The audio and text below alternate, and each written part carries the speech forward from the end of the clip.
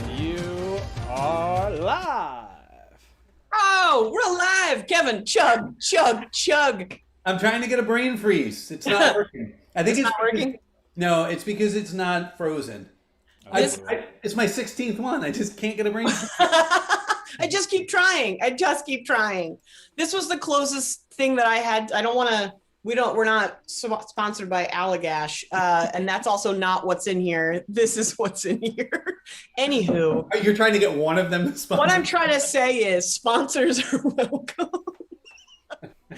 Mike, what are you drinking, bro? I am, I got my closest thing to a champagne glass. A lot of drinking in this episode. So I'm drinking a local IPA in kind of like one of those fancy stems beer glasses, as close as I could get. Yes. I think that's what this is. If I could see you, I'd know that our glasses are similar, but I can't. You mean I'm right beneath you, Kristin, though. I mean, there you are. Yeah. Lovely stemware, looks great. When you guys finish your drinks, are you just going to slam them on the ground and ask for more?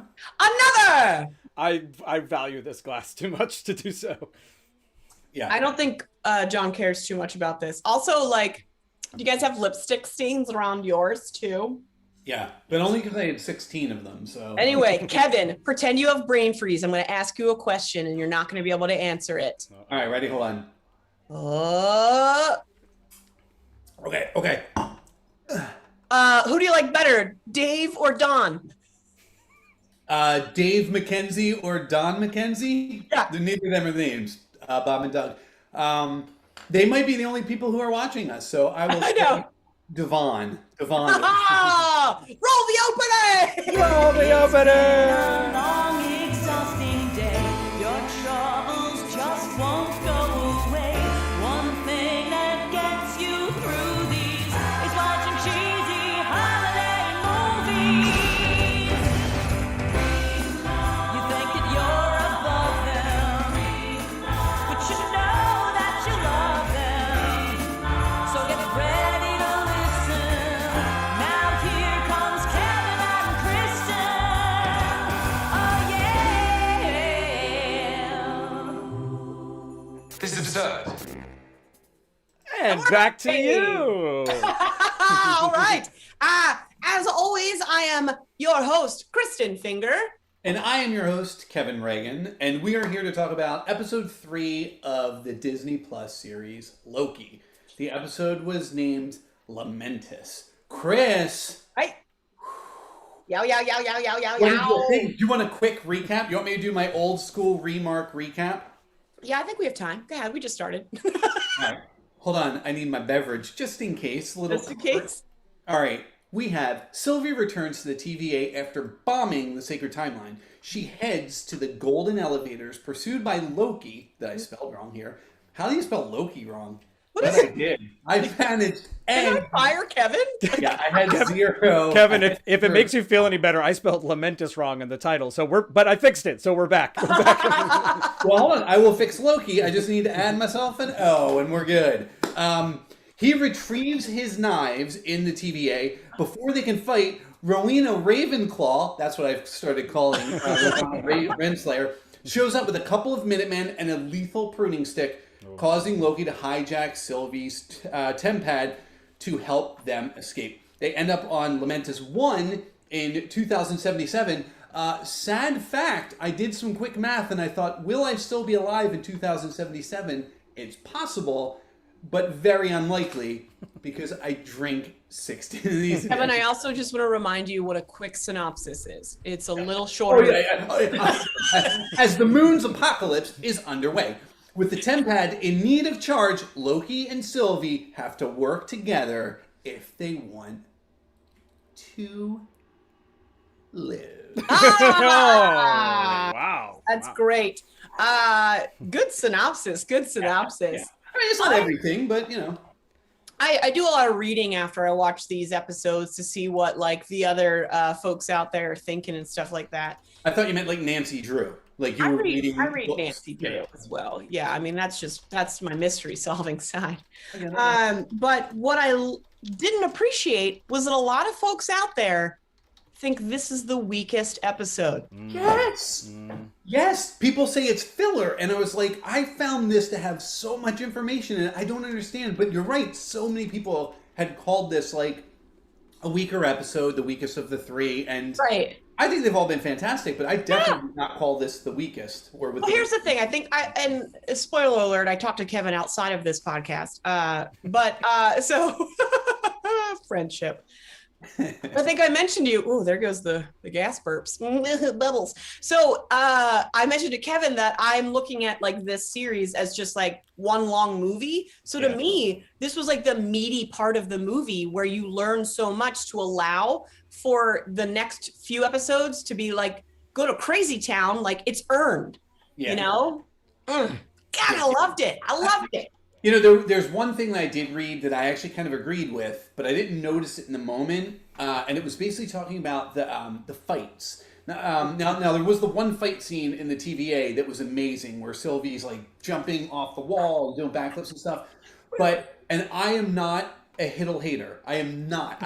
Is that a thing? You just started the worst hashtag ever. Yeah, No, it's official, everybody. In the chat. Let us know if you are a Hiddle hater. Hiddle hater. I really hope there are a couple Hiddle haters out there. Because it takes all kinds. That's all I'm saying. It's official. It's in the chat. His fighting, his scenes where he's fighting have been really, like, not great. What?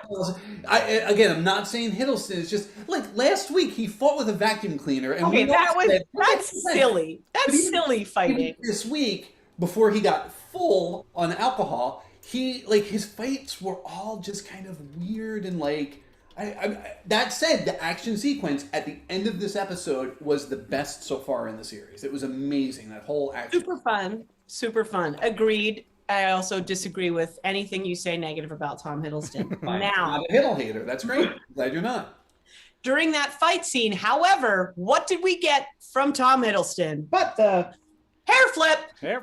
So I counted them 2 in this episode. Yeah. So, I don't know, Kevin. Make a thing for that next week. A hair We flip. don't have to, do we? It's all live now. We don't have to do right. produced stuff. This is fantastic. Mike, you're a godsend. That's all. Yeah, thank you so much. No, Loki is a god. Maybe Loki sent me. Maybe I'm a sent from Loki variant.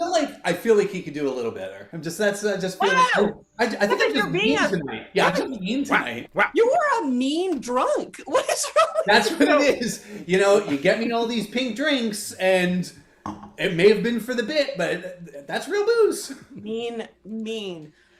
So what I did, here's the thing. Again, I leave these episodes with 9,000 questions, and that's where I like it. I don't want anything answered.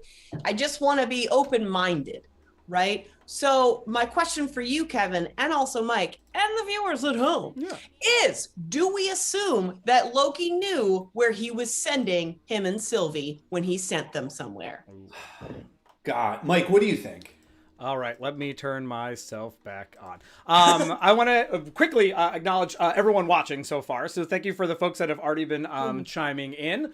Jonathan Capel says, it was such a sick episode, wondering where the timeline is going to go from here. Maybe you guys can address that a little bit later. Jazz, our favorite Jazz, is in the house from Portland, sipping their Dutch Bros tea. That's their drink of choice.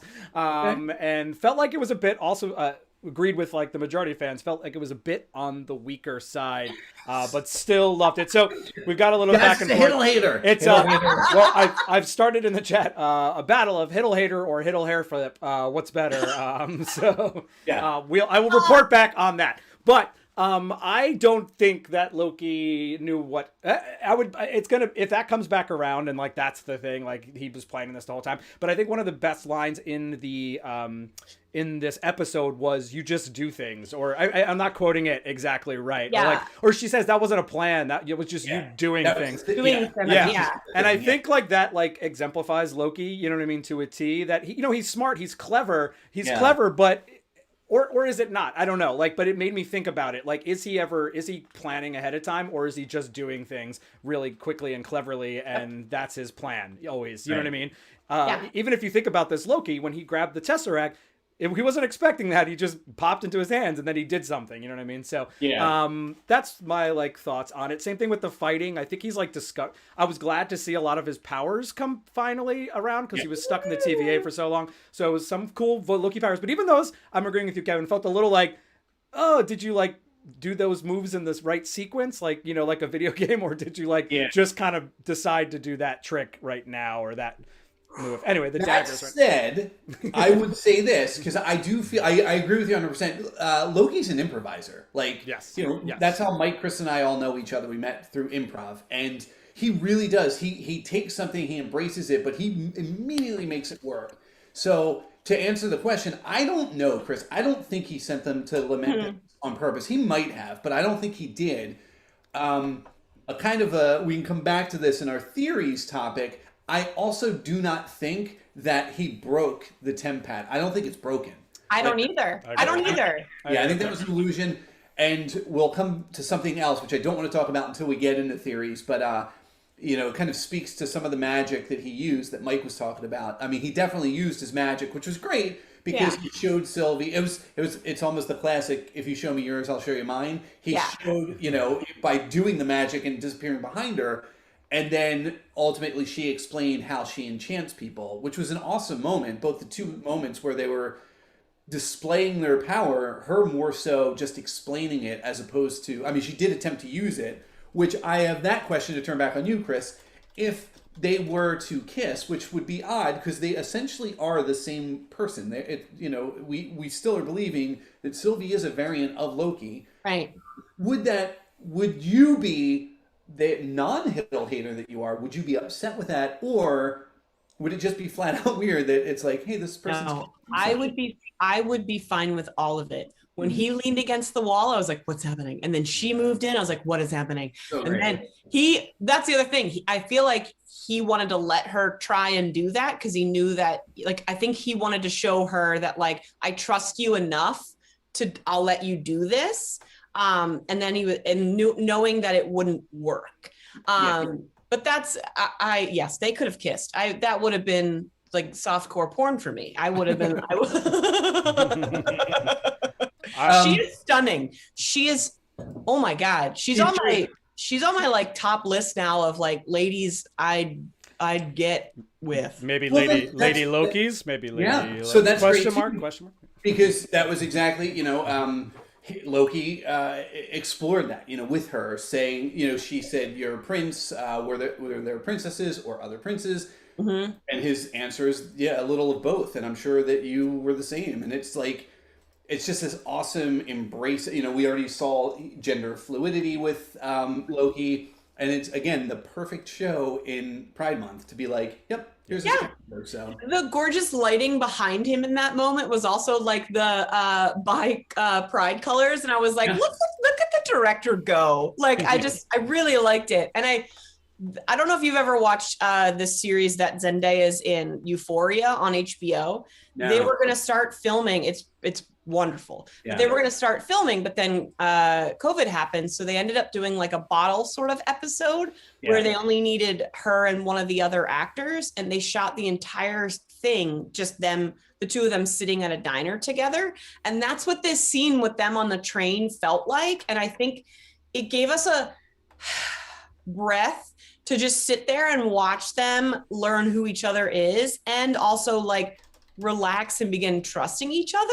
And I really liked it, like a lot, because both of them are, I mean, we know at least I've known that Tom's a really great, just patient actor, but I've never seen her work before. So like getting to see them work together, I think the chemistry of just their patience was really like, give them an Oscar for a TV show. I'm still handing out Oscars. I think there's an award. I think there's an award for that.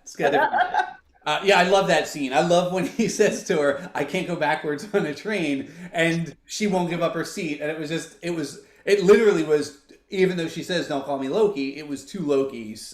It was literally, it's like, they both have middle child syndrome. Like they both, it's so cute when they like interact like that together. Because it was the same thing where when he was like, "Oh, she's like, go ahead, you can rest. And he's like, why? So you can, mind meld me and I'll give you the, and like got like, they were like fighting like siblings at that point. It was so cute. So are you saying they're the Peter and Jan Brady of all of the MCU? I think so. So I think if they kiss, I'll accept it. That would be weird. Peter and Jan never kissed on the Brady Bunch. That would have been a little too far.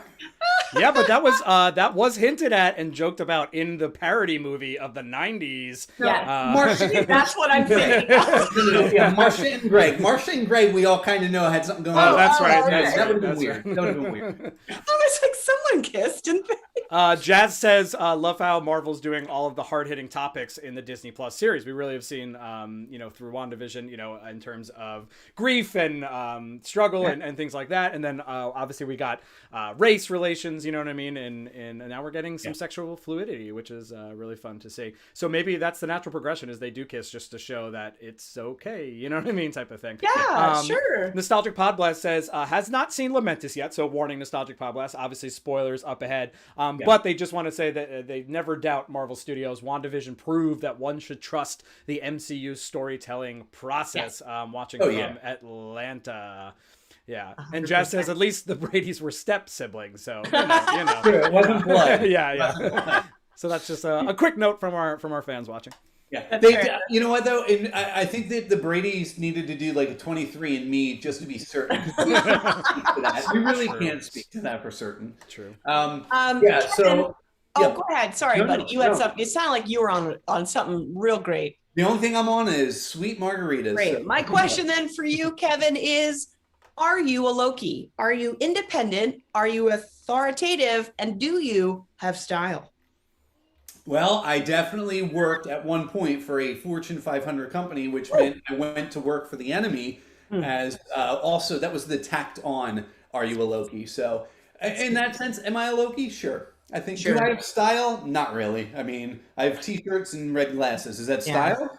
Yes. I think it is. I'm a Loki. Well, you're in t-shirts and a blue glasses, so. T-shirts. Also, can we talk about our new Kevin, we realized we need 6 Loki t-shirts. So I went to eBay and found this gem. Isn't this gorgeous? It's new Loki and older Loki and cute prison Loki. That's Bane. I think that's Bane. Is that Bane? Yeah, that's Bane Loki. Yeah. But I also consider myself a Loki. I think we all should. I think Mike's a Loki. You're a Loki, aren't you, Mike? You've seen bow ties? Yes. I think I'm like a Owen Wilson variant, and I'm excited to see sort of where those types of variant, again, another really interesting line from this episode was when, Sylvie said, don't call me acknowledged that they were a variant, but said, don't call me a Loki. And whatever, she might just be just fighting sort of that. Yeah, is indeed. But there is something interesting about being not just all Lokis, that they're just all variants, you know what I mean? Right. That caused rifts in the world, not gone through the typical paths they were supposed to. So I definitely think I'm a variant. I don't know if I would be specifically a Loki, but yeah. Well, Mike, are you able to make a switch on the fly? Since you mentioned that, we were going to do that after, but we again, improvisers. Totally do a switch on the fly. Hell yeah, let's do that. So one of the things that is revealed, and I do apologize to anybody who hasn't seen the episode because there were little tidbits that were revealed. And one of the pieces that was revealed by Sylvie was that all of the TVA are variants, with the exception of, I don't think she said with the exception of Ravona, I can't say it, Ravona Renslayer. I did it. Yeah. It's because I wrote down Rowena Ravenclaw earlier, and now it's with the exception of her, everybody working at the TVA is a variant, which they themselves don't know this. So it got me thinking, who do we think Mobius could possibly be a variant of? Ooh.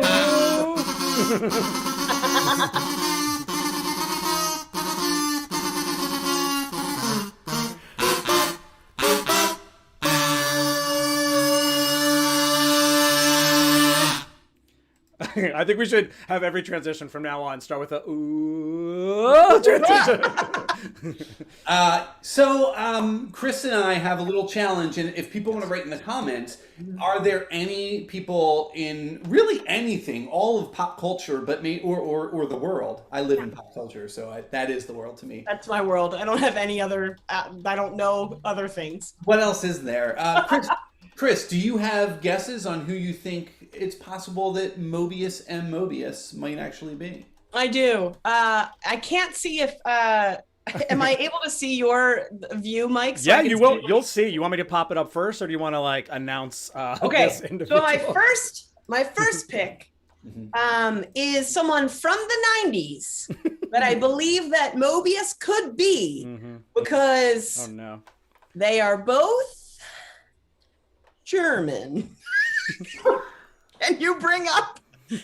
Yeah, and I'm gonna have to get a better picture because it got cut off right here. But let me just fix it. Keep going. We got some Hasselhoff going. That's Hasselhoff. That's Hasselhoff. I recognize me some Hasselhoff. That's Hasselhoff. Okay, so that's my pick 1. Yeah. Now my pick That's a good 2. guess. It's a good guess. Safe bet. Thank you. My pick 2 of who Mobius could be is topical. If at the beginning of the quarantine you watched a ridiculous documentary about a man and some tigers. Perfect. I see a theme here. Now, I got serious with this next one. I did some intense Marvel, like, okay, who could this be? You know, like looked into the Fantastic Four sort of situation just because of some of the crossover of that. And Owen Wilson is Reed Richards? after much deliberation with myself and my cat, Agent Coulson, I truly believe that Mobius is this person. Drum roll, please. Who is it? That's you, Kevin. That's you. Is that me?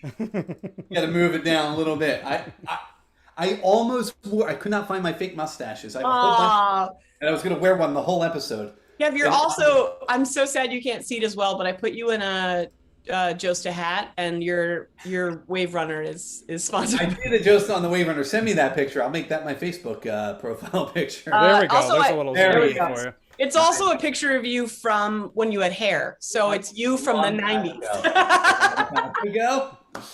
I didn't take this seriously at all. So what is your guess? Well, and that's the problem, Chris. Like you and I, you have to be a jokester. I take everything in like very seriously. So Chris is dying right now. I would also like to say thank you, Kevin, not being necessarily the graphic designer of the group, of keeping everything in 19:20, 16:9 ratio for me. Thank you. I literally was just like, I gotta send these to Mike. All good. I'm the worst graphic designer I know. Here's the thing. I feel that Mobius might actually be the boyfriend that is referred to by Sylvie when she says, my boyfriend, the postman, and we all know who that would be. Go ahead, Mike, and bring that up. For certain, he's got a mustache. I have a theme too. It's always a mustache. It's just the mustache. Yeah. That's a good guess. Good guess. Here's the thing. If you take the word a jet ski, and look, I'm going to go out and say that I don't feel I messed up because there are some wave runners that were referenced in their jet ski book, but jet skis, when I remember a jet ski, it was always you start off low, you come up high, but jet ski looks like it's changed, and that's fine. Some of these are Sea-Doos. Maybe they'll be our sponsor, Chris, a little Sea-Doo. I don't know. But if you take the word a jet ski and you switch the letters around, you get it's Jake. Jake from State Farm, which he's in a cubicle. He's excellent at his job. Could very well be Mobius. That's an excellent guess. Yeah. I'm telling you, if you take a jet ski, it does say it's Jake. When I realized that today, I freaked out and I was like, this is better than if I figured out how Loki's going to end. But in all seriousness, I really thought this when we first started the series. I didn't know a whole lot about Mobius M. Mobius, but I found it interesting that his initials were MMM, Mobius M. Mobius. I don't know what that middle initial is. Who knows? Maybe Mobius. And I thought, what if he is, with a mustache, there he is! J. Jonah Jameson! Oh. Mustache, flat top. He looks like J. Jonah Jameson. I almost guessed that until I had the better idea to put you on a jet ski. Well, it is funny that we both were like, let's do a Photoshop of someone on a jet ski as the last one. So, but These there you are have good it. guesses. Mike, Yeah. is anyone in the chat guessing who they think Mobius is? I think people are just so stunned by this amazing bit that and no, there are some. They've left. They're like, they're not talking about the show at all. Gizmo Effect says they're just a soldier of misfortune. Jazz says they would back J.K. Simmons. Jazz also says Mobius. Don't you mean ego? Ego, the planet? I don't know. That'd be a weird, but maybe one of the celestial. Maybe a celestial or something. Gizmo Effect also said, referring back to the episode, I did not think that the third episode was the weakest. I think that they just kind of expanded a few things and kind of unveiled some of the things that we were kind of wondering about. Yes. So those are the guests. I watched this episode like right before we went on, so I'm still kind of processing it. But I think a character that has gone under the radar a little bit, that could also come into play a little bit more, and I'll show you right now, is Miss Minutes. There was, before the series aired, there was an article by the director, Kate Herron, that said that Miss Minutes has an quote-unquote interesting arc for just a sassy timepiece. And we've seen Miss Minutes now like on a TV screen, but then also kind of like projected as well. And I wonder, again, if all of these people, like all of these parts of this timeline are things that have been sucked, you know what I mean, from like the world and kind of repurposed. You see her in a jail cell right there. I don't know. There was a lot of crazy imagery in that opening video that I thought was really cool. So anyway, just throwing out another, I'm interested to see if, and you know, more things happen with this sort of character in this universe. I hope so. Because I also read somewhere that when the actors, like when Tom Hiddleston was doing that scene with her at the desk, like they just had like this green ball on a lamp that they had to look at, and it was like creepy, and they drew like a weird smiley face on it, and I was like, I love that sort of backstage fun. So I don't there's always memes out there that says, Tom, your Loki is showing, and I feel like this episode is an opposite of that, and it's Loki. You think Loki's Tom was showing? I think Loki, your Tom is showing, which was amazing. Yeah, it's funny, you know, before we came on the air, Chris was talking about an acquaintance of hers who had said, you know, she thought that Tom Hiddleston was kind of like, fangirl fodder. Yeah. Or, in fairness, fanboy fodder too. And then she said, but man, he can act. And I think that's what the beauty of this has been, is really every one of these series for Disney Plus has been showing the acting chops of all of these actors that sometimes don't. I mean, these are.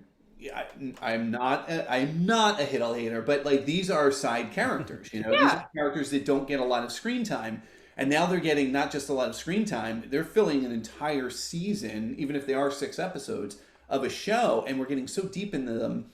And you can't fake it when it's just you. And you've seen it with Hiddleston. You've seen it with Anthony Mackie. You've seen it with Sebastian Stan. You've seen it with Elizabeth Olsen. You've seen it with Paul Bettany. And they just really are all bringing it. And it's been amazing to watch. Well, the interesting thing, so I Saw the Light is a film that Tom Hiddleston was in with Elizabeth Olsen. Yeah. And I'm not a Hiddle hater. That's not even possible in my DNA. It wasn't my favorite Hiddles movie, but both of them were phenomenal in it. It just wasn't that well written and stuff like that. Loved that movie, and she talks about it on Hot Ones. So if you ever watch Hot Ones on YouTube or on, I think it's on Netflix too. She's the most recent guest, and she talks about it. Oh, that's fun. But it's like, I mean, he's just a brilliant actor. I've seen him in 2 plays now, and it's really cool to see that actually like some of these directors are giving these actors like room to actually show their craft, which sounds like so pretentious. But as someone that spent 2 years on an acting conservatory, I feel as though I can use the word craft. Right. For anyone who doesn't know, Kristin is a peer to Danny DeVito. We bring it up a lot when you watch all the Remark episodes. It's my claim to fame. Paul Rudd went to my school as well. Just the Not one. as exciting. I'll take Penguin with Ant-Man. I'm sorry. It's this. Come on. I love me some Paul Rudd. The only thing is, when we bring these up, it just reminds me that Danny DeVito is Danny DeVito, Paul Rudd is Ant-Man, and I am Kristin in my living room. The host of Remark. Host of Remark. You know what? There does tend to be, speaking of Tom Hiddleston and his acting chops and his Loki showing and whatnot, there is a piece we typically do in Remark. Mike, what is that thing again? Oh, yeah. How does it go again? Yes. It's time for another Hiddleston heartthrob hunkiness. Objectification. H3O. He sang through this episode. I actually thought that was my favorite moment. I forgot about that. Yeah. Ooh, yeah. Drunk Loki is great. Drunk Loki is great. Drunk in a full Loki. Full Loki. Full Loki. All right, I just got a full Loki. All right. Full Loki. Here he is. Speaking of full Loki. There he is. Look at this. Okay. So the funny thing is, Kevin and Mike had me choose the Tom photo that we would objectify this week. It took me 45 minutes to choose which photo we would be using. Yeah. And it's not even that we're objectifying just this photo. We're just objectifying him from the whole episode. And if you're just tuning in and are unfamiliar with why we would be objectifying a human being, well, when Kevin and I watch Hallmark films, we always objectify the male lead character because women have been objectified for way too long, and it's time for the men to be objectified. So we will be objectifying Loki every episode. But this is the photo I have chosen. This is Tom wearing a lovely blue turtleneck that matches his eyes brilliantly. We have that. Look, do you see how much Tom is showing through his Loki in this picture? This is what I'm talking about. This could be like him at like a convention or something. Yeah. I've met this guy. When I met him, this is who I met. Ugh. That's just COVID. He's got COVID hair going. He's just got COVID hair. Yeah. All right. So we rate Tom 1 out of 10 hornies. How horny are you? And yes, there's a pun on that because of his Loki horns. All right. So Kevin, 1 out of 10 hornies. You pissed me off last week. I know. I gave him a 3 last week. And then in emails, I subsequently brought him up to a 5 for Kristin. That wasn't enough. This picture is awesome. The one I had originally suggested was, and I had it, but then I was like, it makes sense for Kristin to pick the photo, was him when he's got his daggers in the TVA. But this is fantastic. And that one I probably would have given like an 8, maybe even a 9, because he looked awesome, like ready to fight in the TVA. This one here, because all of Tom is really shining through, that smile and those eyes, like the twinkle in his eyes, reminds me so much of Robin Williams, specifically Robin Williams as Popeye right here, and I love it. So nostalgia and Robert Altman taking hold. I'm going to give this Loki a full Loki. And a 10. He gets a 10. 10. Hey. Do we want to see the transition? This is the transition. Just for those of you playing at home, it goes from that to that. Come on. Wait, hold on. Go back one more just for a second. Because this. There it is. That Tom Hiddleston, that's him in Knives Out. He's not in Knives Out yet. I know, but that's what it looks like. Do you have the, by a small chance, do you have the third option? I do, but yes. Would you like to see it, Chris? I actually just want to look. I'll bring it up because it actually goes into my rating, if that's cool. Please do, because I'd like to hear yours. And obviously, please vote in the chat. Oh, yeah. Well, so far we have some voting already going on. Gary Copestake Jr. only gave it a 1.5 horny. Gary! He's messing with you. Yeah. Jazz, 8 to the episode, mostly to the singing. Nostalgic Pod Blast agrees with the Robin Williams comparison, Kevin. So you got some fans out there. All right. So I think I gave a shirtless was my highest so far, right? That was like an 8.5 or something like that. Yeah. I dialed it back last week with the I mean, you know, always ready. I just I dialed it back a little bit last week with the tie, you know, like the TVA sort of outfit. I hate turtlenecks, and I'm so sorry, Kristin, but I am gonna have to go with a 5.5, like a 5.5 for this week.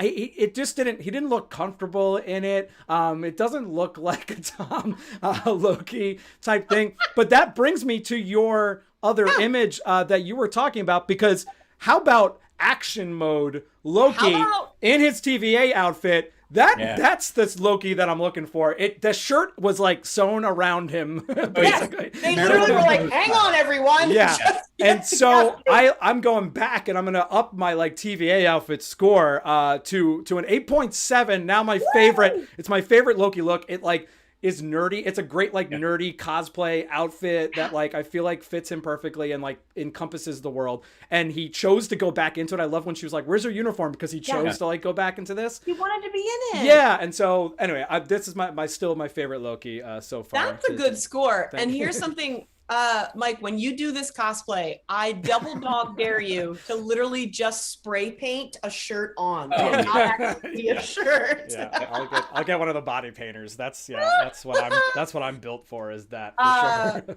I don't want to shock anyone out there when I give my rating of 1 out of 10 hornies. A clear, concise.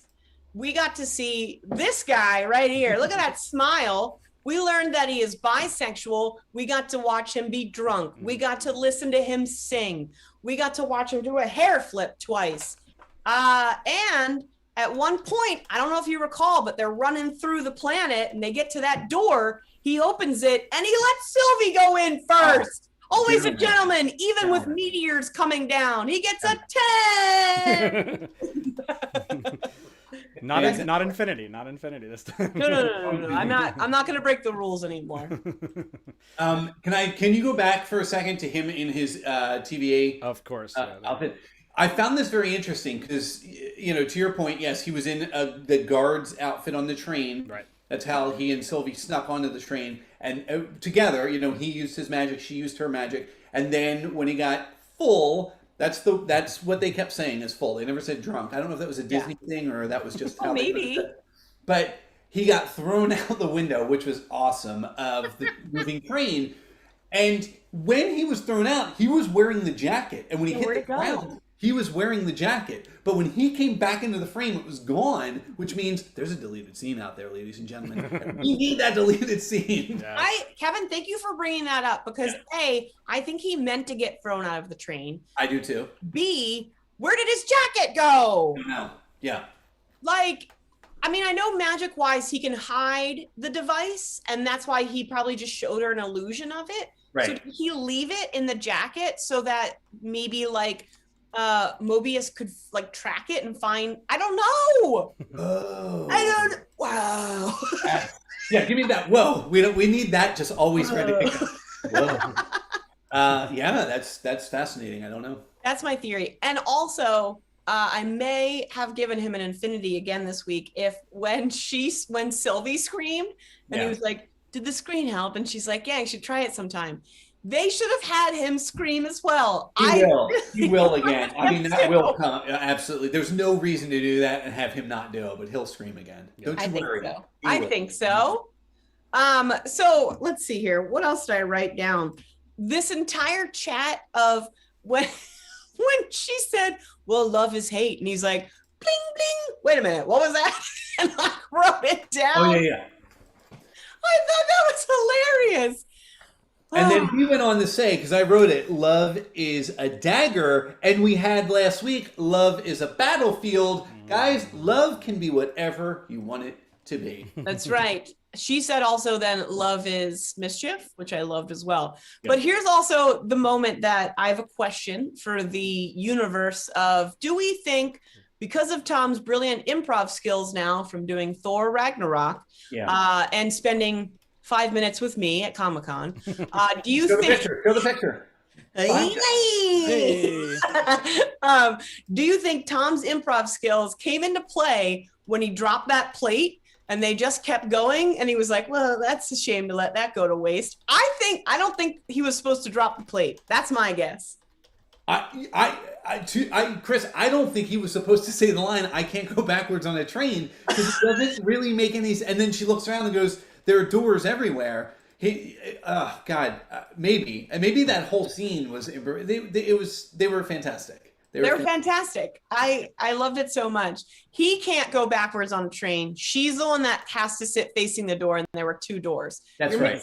You're mixing it up. Yeah. I don't want to, guys, don't forget, if we're saying things that are very wrong and you're like, what are you doing? Why do you have a panel? Yeah. Email us at remarktheshow@gmail.com, because we haven't gotten emailed yet. And we're very shocked because I'm pretty sure we're getting half of this wrong. Right. Like the scene where the Submariner showed up and then the Silver Surfer came in. What did you think of that? Tell us in that email. Well, that's like at the end of Goonies that Steven Spielberg chose to leave in like, well, the octopus was scary. I know. And then you see years later, which was awesome because that's that deleted scene, and we all went and found it. And when we watched it, we're like, that made sense to come. That made sense. Yeah. But every time he says it now, and I rewatch that movie once a month, but like, I just giggle. Do you think Loki's jacket is the octopus? Yes, I do. Yes, I do. Yep. Also, because Mobius was so like, put it on, put on your jacket. I think there's a tracker in that thing. Like, you know what I mean? Like, I think the jacket is tracking Loki. I think you might be right. Also, I'm rewatching Agents of S.H.I.E.L.D. and there is a tracking device and everything on that show. So I assume everything and everyone is being tracked. So this is the point where we ask, what are your theories? And we ask you to put them in the chat. But before we do that, we have another sweet opener that goes like this.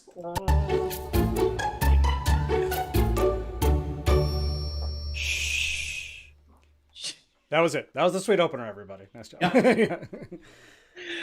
Love it. Go ahead, Kev. Do you have theories and thoughts? I've got one big one that I can tell right now. In fact, if you can bring that picture up one more time of Tom standing there with Sylvie, right as I think at that point they're watching the Ark getting chopped in half and realize they're not going to get off this planet right here. Just mere moments before that happened, a huge tower starts to fall, and Loki stops the tower from falling and makes it go back up. And we all know Loki has magical powers. However, that did not seem like Loki's magic. That seemed like, and we talked about this last week, that he stole the time stone, and it felt like Loki actually turned time backwards in that moment. 100%. I did notice it because I've watched it thrice now. And the smoke even goes backwards in the shot as well. But the thing with that is what he's such a tricky little minx, isn't he? I don't know what to trust and what I believe scamp is what he is. Mischievous scamp. But yeah, Kev, I'm not quite sure because I might be split on, is he discovering new powers because he's discovering truer him, just like his brother adopted, discovering sparkle fingers in Ragnarok. Like, as you start breaking down who you are, it seems to be in the Marvel universe, you discover actually your true power. So he has been knocked down from a high status, the highest. You going for He got knocked down. He gets up again and he moves things with his hands.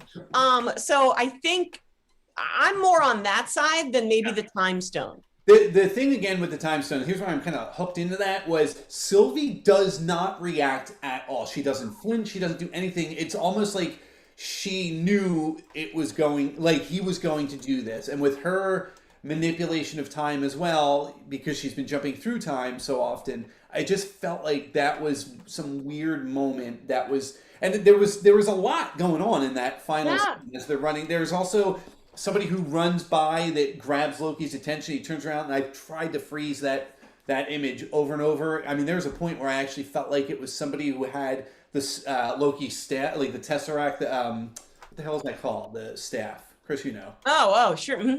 I'll tell you later.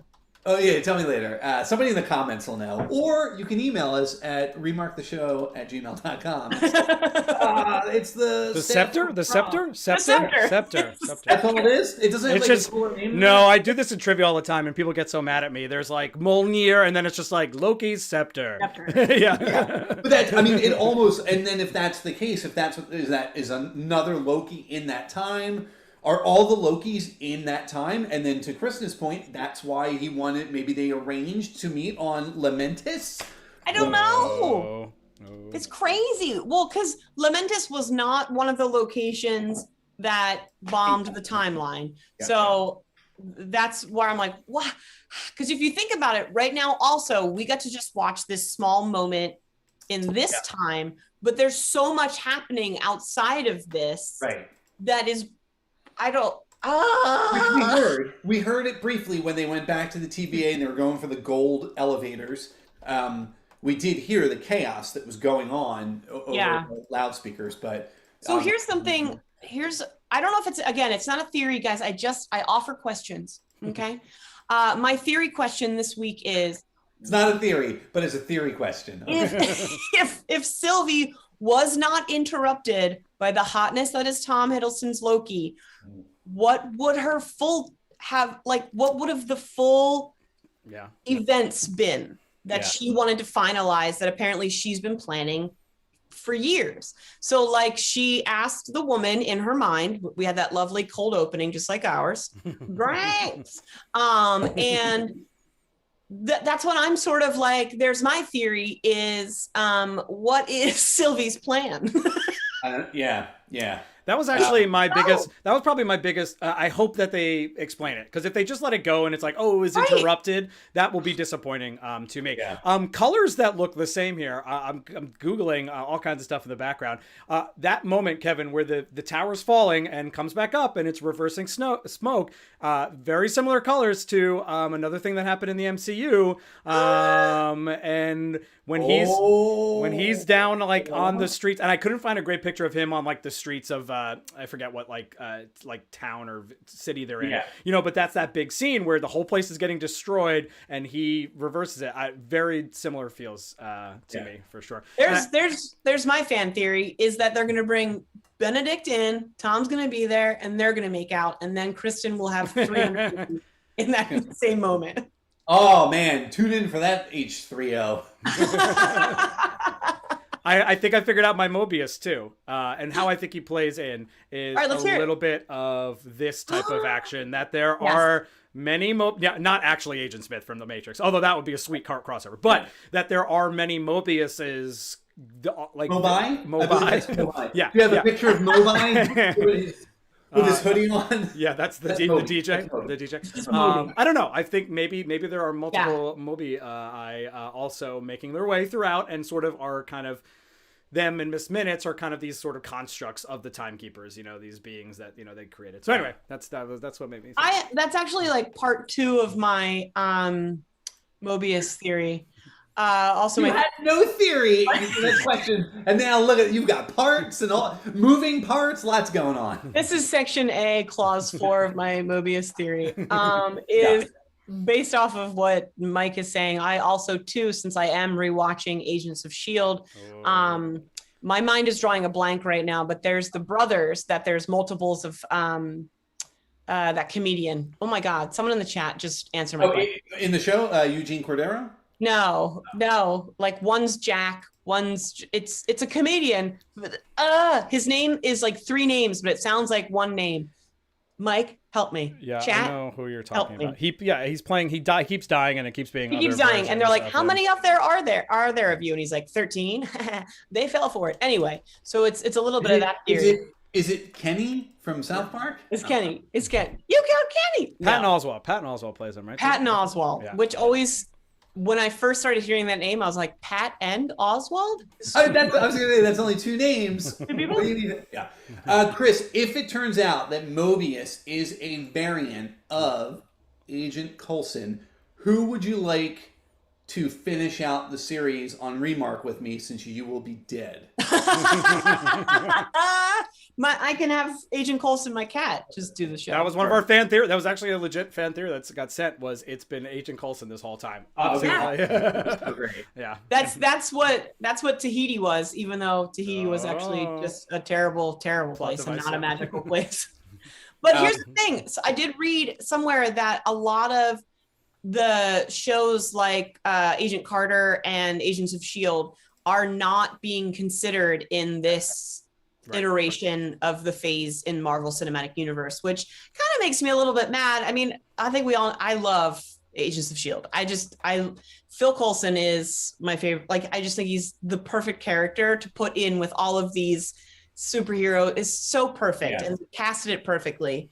So I think I don't know. I would love in a world where, because none of the Avengers still know that Phil Coulson was alive. Right. And to that point, he's not necessarily alive then. Right. Yeah. Right. So, but like, also like, oh my God, hello. Is that another timeline? Time travel. I need Bill and Ted immediately to explain this to me. Mike, are there any theories that people are throwing out in the chat? Your questions? Yeah, no, I mean, you kind of covered majority of them in terms of maybe it's Coulson, maybe it's the variants, like we talked about back with Mobius is kind of in it. So that's like you kind of covered everyone's thoughts for sure. Cool. Oh, good. At least we're not just pulling this out of our butt. We are. We wait for Mike to come up with ideas and we go, we agree. Like, yeah. One theory I saw, which I loved, was that the concept of who the postman would be Stan Lee, because he was the FedEx delivery man. You remember in Civil War delivering something to Tony Stank. So Tony Stank? Oh, so good. So good. It's possible. It is possible. I'm trying to see if there's anything else that I missed. Oh my goodness. I loved it. The thing is, like I said at the top of the show, I do feel as though this episode was to give us a breath of fresh air and trust to learn who these folks are a lot deeper. So when they get to go do things further, get a little crazy train, we are on the road with them and we support them, right? Like, I don't want to get improv nerdy on you, but I will. You want to make sure the audience trusts your characters before you start going to crazy town, because if they don't care about you, they won't laugh as much. Thank you so much. This has been Kristin's Improv Corner. Kristin's Improv Corner. So I think I agree. And I think that might be why people were looking at this episode and were, I don't want to say let down, but they kept saying that it was filler and whatnot. It was the shortest episode so far, I believe, based on the time. I think they have them listed on IMDb. I might be wrong on that, but I think it's going to be the shortest episode of the entire series. We are halfway through the series at this point, and Tom Hiddleston in an interview said episodes 4 and 5 are just everything goes. Can't wait. So I think next episode I'm hoping is when we get to vote for Loki. Like, I want that whole situation to occur. And I do hope that we do find out what Sylvie's mission is. And I do hope we find out. I'm very, very excited to see Loki talk to Mobius and be like, "You're a variant." Yeah. And what Mobius decides in that moment, if he says whoa. I will say this, as far as voting for Loki, I'm not certain I'm going to vote for him yet. I'd like to hear what his platform is. And I will make my decision based on that. I think we immediately know what his platform is. It is independence, authority, and style, baby. If we had only plugged everything, that's where we would have ended. I'll do it again. Oh, yeah, okay. Plug everything.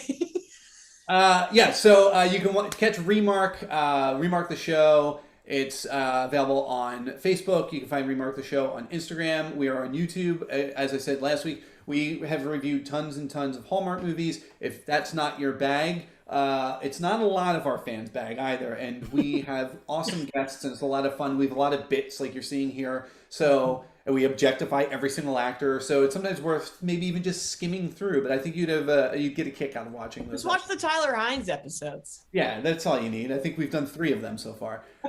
You can find me personally at Your Hero Kevin at Instagram and what's the other one called? Twitter. So come find me, follow me, I'll follow you.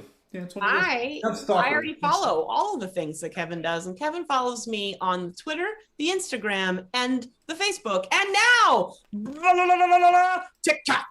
At Chris N Cats. That's a KRIS and the word cats. And if anyone wants to email us at remarktheshow@gmail.com, please do. I still don't understand what I'm doing on TikTok, and Mima needs to understand what she's doing. I have 601 likes on one of my videos. Am I doing it right? I guess. Sounds good, right? Mike, Hey. what do you have to promote? You can follow me at Mike G Does Things. I'm regularly here with Wizard World. At Wizard World, we just announced that we're coming to Chicago this October 15th through 17th. Yep. So join us. You can buy tickets now at wizardworld.com. Also check out all the fun content on YouTube, social media. You thought Remark was good. We have another group of fans that are going to be watching Rick and Morty this weekend. And there are a bunch of nerdy psychologists, and they're going to be breaking down the psychology of Rick and Morty on Saturday. So join us for that. Come on back next week for Remark Episode 1 for Kevin and Kristin. You know what I'm voting for? What's that? I'm voting for this guy, everybody. He's got my vote. Transition.